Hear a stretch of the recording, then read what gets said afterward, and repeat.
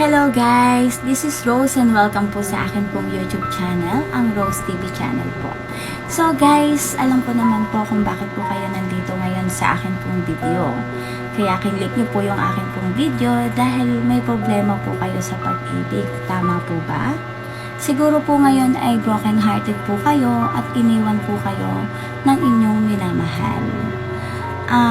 Nandito naman po ako ngayon para payuhan po kayo at tama naman po yung video na kinik ninyo. So guys, let's go. Magsimula na po tayo. So let's start guys. Gaano nga po ba kasakit na iwan tayo ng taong mahal natin? Yung tipong ibinigay na po natin sa kanila ang lahat-lahat.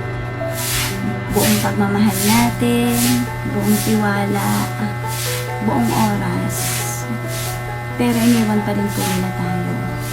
Minsan iniisip natin, ano bang kulang sa akin? Ano bang wala sa akin? Ano ba ang kailangan kong i-improve para hindi niya ako iwan? Para hindi niya ako saktan? Pero bakit? Bakit sinaktan niya pa rin ako? Diba? Yan po yung mga maraming tanong natin sa kanya. Alam nyo guys, wala naman po kayong dapat itanong sa sarili niyo. Lalo na po kung naibigay nyo naman po sa kanya yung best bilang isang mabuting relasyon. Nagbigay po kayo ng maraming oras sa kanya, minahal niyo po siya ng totoo, at higit sa lahat, naging tapat po kayo sa kanya. So ano pong kulang? Wala pong kulang. Sobra-sobra pa nga guys. Minsan po siguro kaya iniiwan din po tayo ng taong mahal natin kasi siguro po minsan nasasakal na rin po natin sila or baka may papukulang po tayo sa kanila na hindi po natin natutunan. Iba-iba po yan ang reasons guys.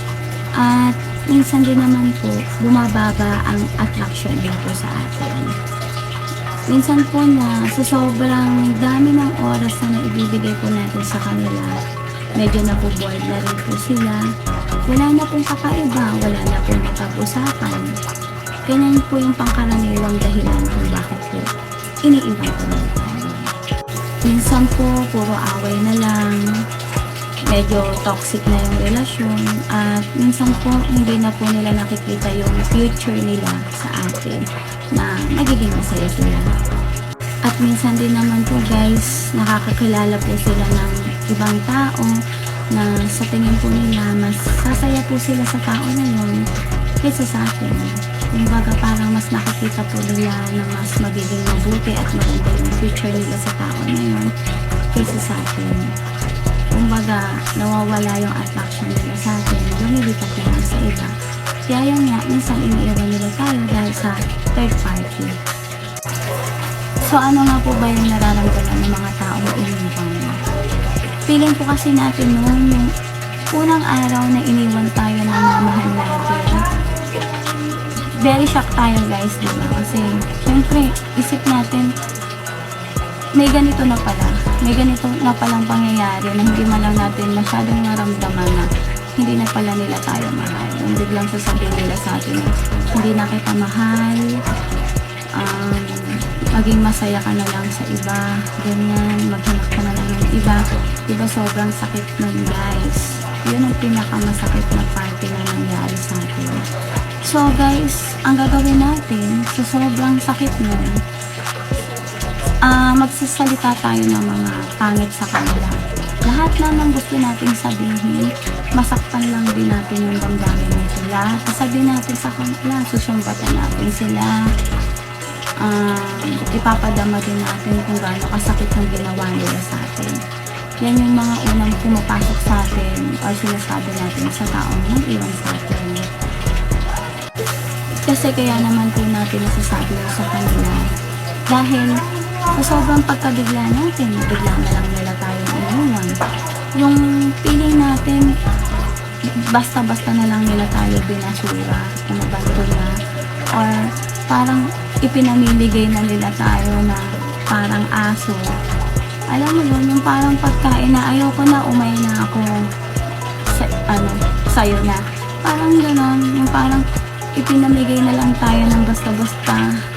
na hindi man lang nila naiisip yung sakit na nararamdaman natin. Ganon yung nararamdaman ng mga iniwan. Yung tipong sa inyong dalawa, siya lang yung pwedeng magdesisyon. Tapos tayo, tagatanggap lang. Yung kailangan lang natin tanggapin kung ano lang yung naging desisyon niya. Na parang wala tayong choice, kundi tanggapin lang yung pangiiwan nila sa atin. Hindi tayo pwedeng magreklamo, hindi tayo pwedeng umangal sa kanila, basta ang kailangan lang natin mag-move on. Yun lang yung gusto nilang mangyari, mag-move on tayo. Kalimutan natin lahat. Pero hindi nila naiisip paano natin to sisimulan. Hindi kung iniwan nila tayo sa ere ng basta-basta na lang, na hindi man lang nila naiisip kung paano tayo magsisimula at gaano kasakit ito sa atin, diba? Mabuti ba kung ganun lang kadali na ibaling natin yung paningin natin sa iba, na kapag iniwan nila tayo, o sige, kukuha ako ng ibang lalaki, ibang babae, yan, gagawin nating rebound relationship. Hindi rin naman tama yan kasi wala naman tayong nararamdaman sa kanila, diba? Kaya nga yung iba na mga iniiwan, sa sobrang sakit, nadidepress sila, hindi nila kinakaya, umiiyak sila. Guys, okay lang na umiyak tayo ng umiyak. Kahit siguro at least 1 week, iiyak lang natin yan. Okay lang yan kasi nagmahal tayo. Kailangan natin gawin yan para mabawasan yung sakit. Pero guys, ang payo ko lang sa inyo, after 1 week na umiyak kayo, tama na. Kasi unang-una, kapag pinilit din natin or naghabol tayo sa kanila, guys, hindi rin sila magiging masaya, hindi rin tayo magiging masaya kasi ipipilit natin yung sarili natin sa isang tao na hindi na masaya sa atin, hindi na tayo mahal. Pakawalan natin sila. Mas okay yun, guys, kaysa magmukmuk tayo at maghabol tayo sa kanila.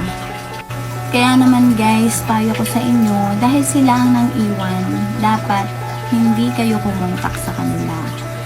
Dapat, huwag silang kulitin, huwag kayong magmakaawa sa kanila. Kasi alam nyo, guys, sa tuwing magmamakaawa kayo sa kanila, mangungulit kayo sa kanila, pinapababa nyo lang yung value nyo.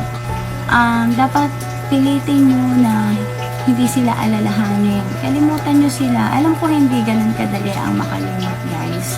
Pero ang maipapayo ko lang sa inyo, mag-focus kayo sa trabaho,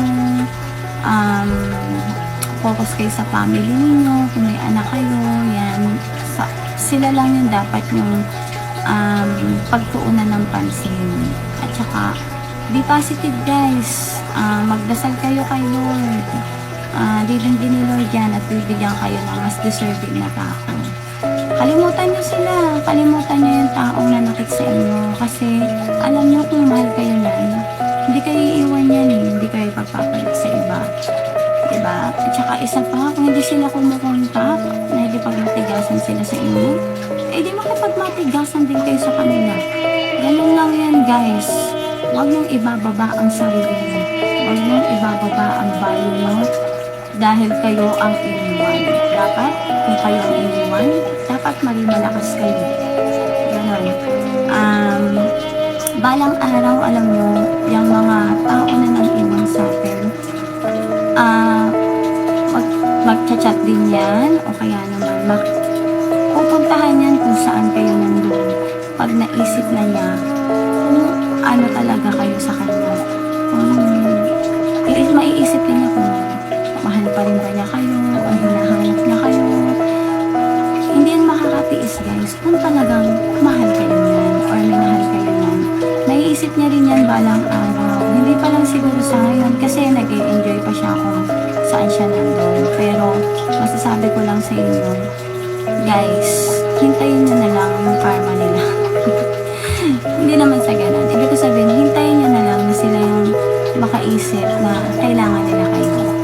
Ganun na lang, guys, ha? Be strong, guys. Kaya natin to. Go, go, go lang.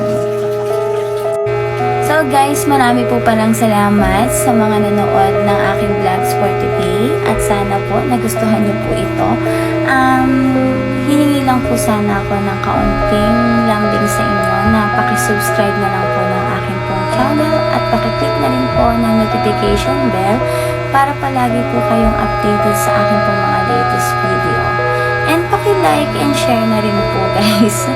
O nga po pala guys, pasensya na po kayo kung madalang ako mag-vlogs ngayon kasi po medyo busy lang po sa work. Pero don't worry po, pipilitin ko po na palagi po makapag-vlog. Salamat po sa lahat ng sumusuporta sa akin, sa lahat ng mga kaibigan ko, family ko na palagi nanonood ng aking pong video.